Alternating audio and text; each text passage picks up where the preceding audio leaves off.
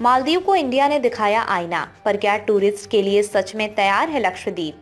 जानिए जमीनी हकीकत।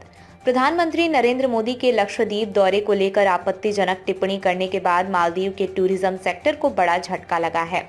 इसकी वजह यह है कि भारतीयों ने मालदीव का बायकॉट करना शुरू कर दिया है। देश की अर्थव्यवस्था पर्यटन पर टिकी हुई है और पिछले साल 2 लाख भारतीय वहां छुट्टियां मनाने गए थे। ऐसे में भारतीयों के मालदीव नहीं जाने से उसकी अर्थव्यवस्था को झटका तो जरूर लगने वाला है। हालांकि इन सब के बीच सबसे ज्यादा चर्चा लक्षद्वीप की हो रही है, क्योंकि लोग अब इसे मालदीव के संभावित विकल्प के तौर पर देख रहे हैं। जिस तरह के बीज, पेड़ और पर्यावरण मालदीव में मौजूद है, ठीक वैसा ही आपको लक्षद्वीप में भी देखने को मिलेगा। कोरल रीफ से लेकर लगून तक जो चीजें आपको मालदीव में देखने को मिलती हैं, वही चीजें आप लक्षद्वीप में भी पाएंगे। ऐसे में सवाल उठता है कि क्या सच में लक्षद्वीप पर्यटकों के लिए तैयार है? लक्षद्वीप का भूगोल कैसा है? केंद्र शासित प्रदेश लक्षद्वीप में कुल मिलाकर 36 द्वीप हैं।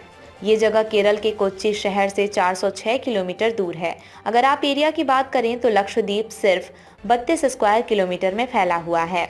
36 द्वीपों में से सिर्फ 10 पर लोग रहते हैं। बंगाराम, कदमत, कावारत्ती, कल्पेनी, मिनिकॉय, अगत्ती, चेरियाम, थिनक्कारा और सुहेली पर्यटन के लिए खुले हुए हैं। यहाँ के लोगों के मुख्य व्यवसाय मछली पालन ही है, क्योंकि घूमने के लिए ज्यादातर पर्यटक लक्षद्वीप नहीं आते हैं। पर्यटकों के लिए अभी क्या सुविधाएं हैं? लक्षद्वीप में पर्यटकों के ठहरने के लिए 97 यूनिट्स मौजूद हैं, जिसमें 61 लकड़ी के कॉटेज मौजूद हैं, जो 3 द्वीपों पर फैले हुए हैं।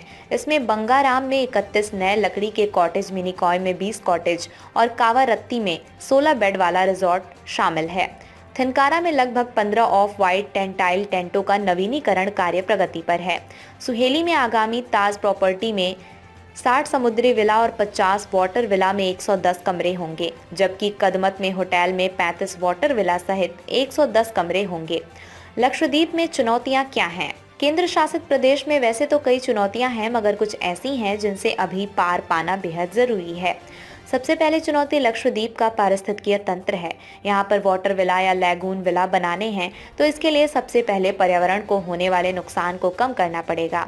लक्षद्वीप में हवा तेज चलती है, जिसकी वजह से लैगून विला की नींव को मजबूत बनाने के लिए समुद्री में काफी गहराई तक इसे स्थापित करना होगा, मगर इसके चलते कोरल रीफ को नुकसान पहुंचता है।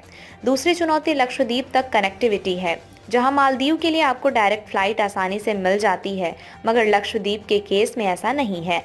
लक्षद्वीप 2 तरीकों से पहुंचा जा सकता है, जिसमें पहला हवाई मार्ग और दूसरा समुद्री मार्ग है। हवाई मार्ग के लिए पहले कोच्चि जाना होगा और फिर वहां से अलायंस एयर फ्लाइट के जरिए अगाती जाया जा सकता है। कोच्चि और लक्षद्वीप के बीच समुद्री मार्ग पर 3 जहाज सेवाओं के जरिए भी जा सकते हैं, जिसमें 18 घंटे लगते हैं।